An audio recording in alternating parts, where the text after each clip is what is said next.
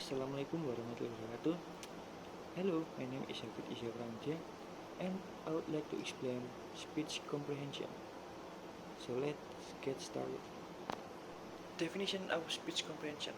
Speech comprehension is a complex human skill, the performance of which requires the perceiver to combine information from several sources to achieve an intelligible and interpretable project. So, we will learn about process of speech comprehension, memory and comprehension, ambiguity and comprehension. First, construction process, a syntactic approach and semantic approach.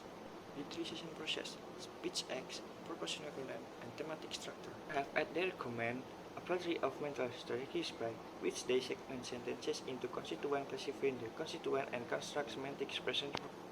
In semantic approach, listeners are presumed to work from the interpretation of a sentence that will be conveying. Maxim of quantity, where one tries to be as informative as one possibly can and gives as much information as needed and no more. Maxim of quality, where one tries to be truthful and does not give information that is false or that is not true. Maxims of relevance, where one tries to be relevant and says things that are pertinent to the discussion. Maxims of manner, one tries to be as clear, as brief, and as artfully as one can in what one says.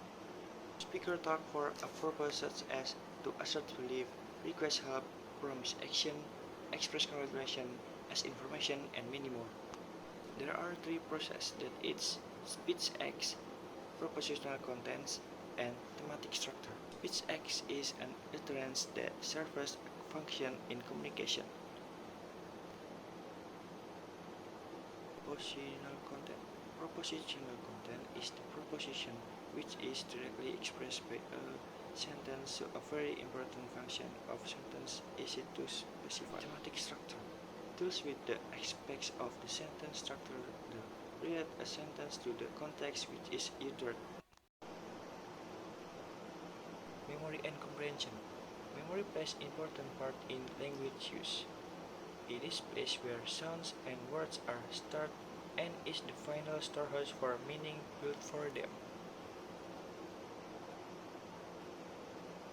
Stakes of memory. Sensory memory has a time course measured in seconds. Short memory has time course measured in minutes. Long-term memory has a time course measured in days, maybe years. Ambiguity and comprehension. Ambiguity is a type of certainty of meaning in which several interpretations are plausible. Knowing a word means knowing its sounds and meanings. Both aspects are very important, since the same sound may sometimes mean different things. When different words are pronounced the same but having different meaning, they are called homophone or homonym. Homophone are words that sound the same but have different meanings and spellings. Example, kenaik for Satria, naik for malam, si melihat, si laut, tu tua, tu juga. Homonym is a word that is said or spelled the same way as another word but has a different meanings. Example, ken dapat, ken kaleng. Book for buku, book for memesan. Like suka, like seperti. Right kanan, right benar. Lexical ambiguity. Sentences which are ambiguous on the lexical level of word are also called lexical ambiguity. It is illustrated in the sentence, she cannot bear children. The sentence may be understood two meaning. Surface structure ambiguity. Surface structure ambiguity are sentences which are ambiguous in surface level of syntactic relationship. A double meaning not due to any ambiguous words, but rather to the fact that it has two different surface structures. Example, I know a man with a dog who has flesh. John knows a richer man than Trump. Type structure ambiguity are sentences which are ambiguous on the type structure level of logical relationship. The basic difference between the two interpretations is explicitly revealed in the two type structures. Example, flying planes can be dangerous, too old to eat. Curtain path theory is a theory of ambiguity states that as listeners proceed through a sentence, they compute only one reading for each ambiguous construction. A grammatically correct sentence that starts in such a way that a reader's most likely interpretation will be incorrect when human beings read. They process language one word at a time.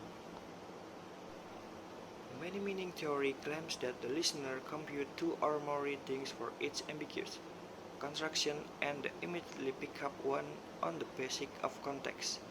The second theory seems also appear constructive, since it can satisfy the question of how listeners could identify that construction was ambiguous until they had computed at least two readings. Mixed theory claims that when listeners encounter an ambiguous construction, they compute multiple readings. Using the context, listeners then attempt to select the most plausible reading.